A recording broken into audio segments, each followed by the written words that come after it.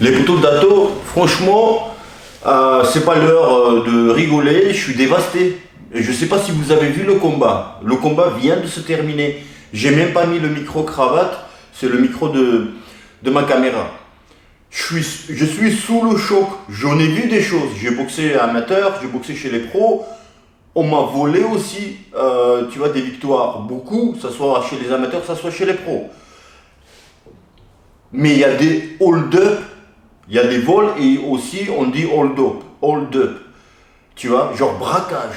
Ça arrive, mais c'est pas assez souvent. Michel Soro, le français, il vient de faire le combat en Russie contre le russe.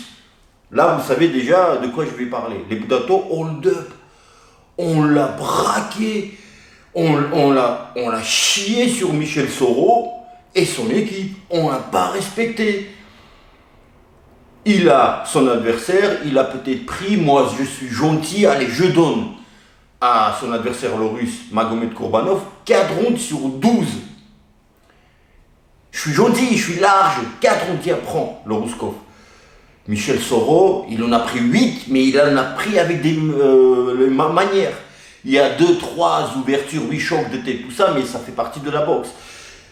Les Ptoul Dato, franchement, la fédération qui l'organisé et qui est RCC, tu vois, c'est une boîte de promotion, par la fédération, une boîte de promotion, on doit lui enlever la licence pour organiser des combats.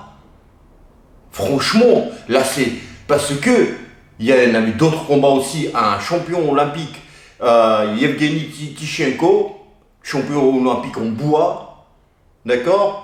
On dit qu'en finale, on lui a donné cadeau aussi la victoire à Rio, je crois, il est devenu champion olympique en bois.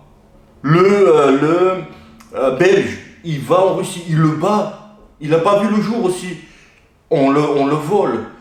Il y en avait aussi un combat avant, vol, hold-up, tu vois, hold-up. Hold-up ou hold-up, on sent hold-up.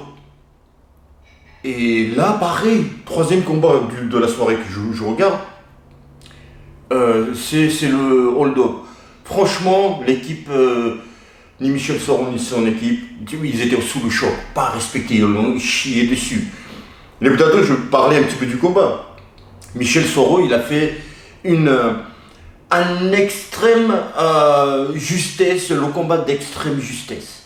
C'est-à-dire qu'il a tout de suite empêché Kourbanov a trouvé sa distance, a contré. C'est un boxeur qui contre. C'est un faux Mayweather. Franchement, c'est pas parce que il est pour rien, le boxeur russe, que les arbitres lui ont donné, pardon, les juges lui ont accordé la victoire. Mais même quand on lui a levé la main, et franchement, je vous dis, je pensais qu'il allait protester. Il aurait fait ça. Genre, non, les gars, non, je n'accepte pas, genre, tu vois.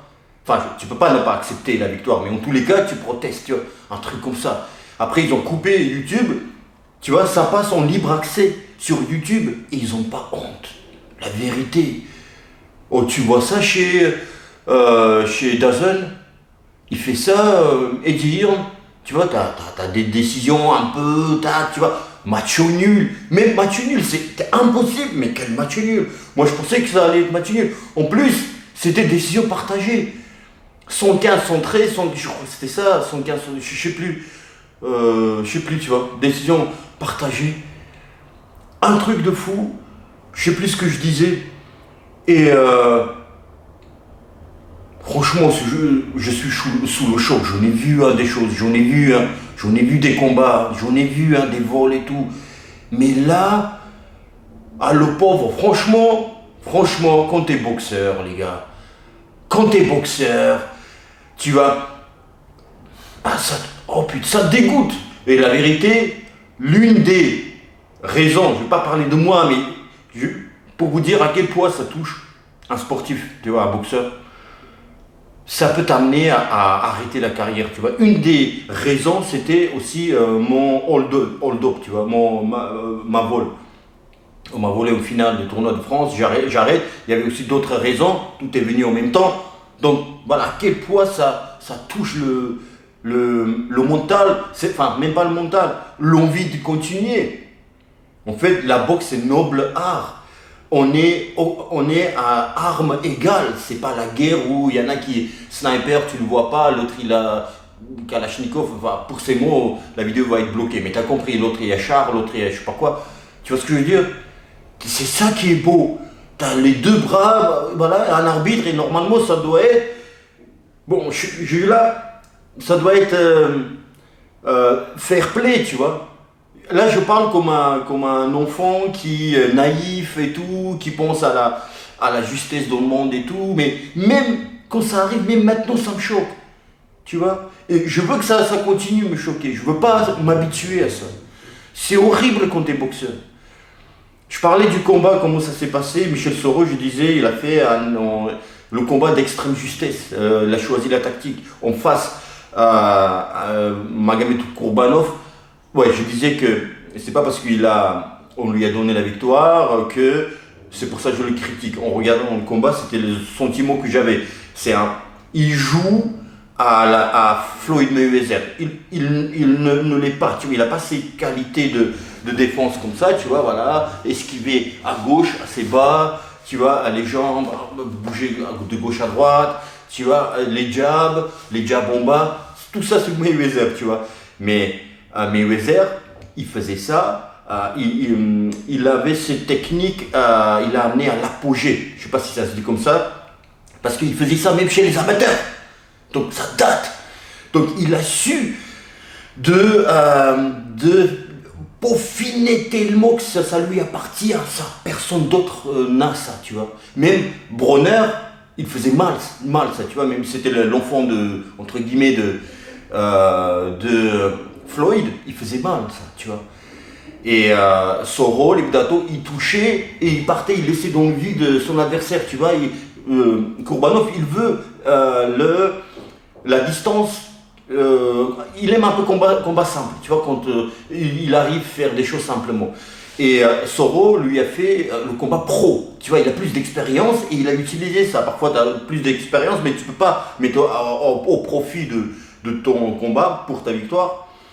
Mais là, tu vois, il y avait coup de tête, il n'a pas fait exprès, choc de tête, ouverture à l'arcade ou en haut de l'arcade, et ben il appuyait avec le, tu vois, avant-bras, tu vois, dans les cordes, pour un petit peu déstabiliser son adversaire. C'est ça l'expérience. Tu vois, il n'y a pas que l'expérience, juste faire gauche, droite, gauche, boum, boum. Non, il y a aussi des vices comme ça. Tu vois, il touchait les jabs. Contre ses adversaires, les boxeurs qui se protègent comme Floyd, et ben, il a fait exactement ce qu'il fallait, c'est-à-dire tu travailles en bas, bam, bam, bam, bam, pour faire overhand, tu vois, tu vois à l'arrache, tu vois, un petit peu camionneur, tu vois. Excusez-moi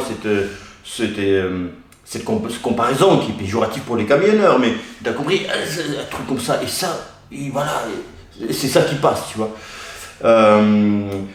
Et voilà, tu veux travailler au corps, appuyer ses coups, travailler léger aussi, le rapide et léger. Mais franchement, il prenait des coups, il prenait des droites de Soro, les Dato, mais qu'est-ce que vous voulez que je dise de plus? Mais franchement, je parle pas comme spécialiste boxe, tout ça là. C'est-à-dire que parfois tu as des combats assez proches, tu vois, que tu peux pas décerner la victoire, tu vas donner à un ou l'autre et tout, tu vois, il faut vraiment avoir l'œil aiguisé. Là, pour quelqu'un qui n'a jamais fait de boxe, il regarde ce combat, il dit mais c'est un scandale en fait. Vraiment, en fait, ils ont... en fait, tu dis, ça n'existe pas, ça, tu vois, tu dis, ça peut pas exister qu'un organisateur mette un truc comme ça en place, tu vois, parce que les juges, c'est des... en plus, il y avait des Français aussi parmi les juges, mais... et bah, écoute, c'est l'organisateur les a fait des faveurs et tout pour que, voilà, parce que on regarde tous le même combat, non? Tu vois? Donc c'est ça qui est... excusez-moi, je suis un peu perdu parce que j'ai tellement de choses dans ma tête. J'essaie d'être constructif, d'être et parler dans l'ordre, mais c'est impossible. Franchement, Michel, s'il arrête là, il a 35 ans, franchement, je le comprends, parce que contre Madrimov, il y avait des histoires, là, contre Kourbanov, mais la honte. Après, on dit, oui, qu'est-ce qu'il peut faire, Kourbanov? Il n'a pas demandé qu'on lui donne la victoire, tu vois, donc c'est les juges. Oui, mais tu ne lèves pas tes bras, tu te mets pas à genoux, et surtout, il est vite sorti du ring, je me suis dit, pour se barrer, tu vois, allez, ciao, khalas, et voilà, comme ça, je mets une serviette sur ma tête, tu vois, je suis autruche, je mets ma tête dans le sable, j'entends pas, je vois pas, tu vois, la honte, vite sortir de cette atmosphère de honte. Non, il est sorti, il checkait tout le monde, bon sang. Il checkait tout le monde, embrasser machin, truc, parler avec des gens. En fait, lui, il voulait, en fait, il a surpris, Soro a surpris son adversaire parce que il a vu qu'il y avait deux adversaires avant lui, il était volé, tu vois, on le dope, mais maximal. Il s'est dit, en plus dans le coin de Soro, on lui disait, attention, Michel, on n'est pas chez nous, donc vas-y, il faut que tu gagnes tous les rounds. Et il a commencé dès le premier round, il a commencé fort. En fait, en face adversaire, tu vois, il a fait du sale un petit peu, dans le bon sens du terme, de pugilistique, de boxe, tu vois. Il a fait ce qu'il fallait sur. Et en face, Kourbanov, il aime quand c'est propre. Tu vois, à la Floyd, où si tu te mouilles pas, tu te blesses pas, mais tu gagnes tous les rounds, boum, avec ta technique, voilà, mais tu vois, genre, t'as le temps de réfléchir et tout, mais c'est Floyd, il faut oublier, personne n'est Floyd. Alors, Soro lui donnait pas ce temps de réflexion, de se calmer, de construire ses attaques, tu vois, genre, j'attaque, hop, après je construis une nouvelle attaque, j'ai le temps de construire une nouvelle attaque. Soro lui donnait pas ce temps-là, alors qu'il aime ça, tu vois, d'avoir le temps. Et la bonne distance. Et Soro lui donnait pas ni le temps ni la bonne distance, tu vois. Il rentrait, il sortait assez bien, Soro. Bon, les Budato, franchement, là, je pense à Michel Soro. Franchement, ils ont fait un super taf, j'imagine. Super travail, tu vois. Il était, tu vois, de premier jusqu'au dernier round, une machine, Michel Soro. Et donc, ils ont fait un énorme travail, tu vois, ça soit mental, physique, psychique, psychologique, et ce que tu veux. Et là, t'arrives, en fait, tout ça pourquoi?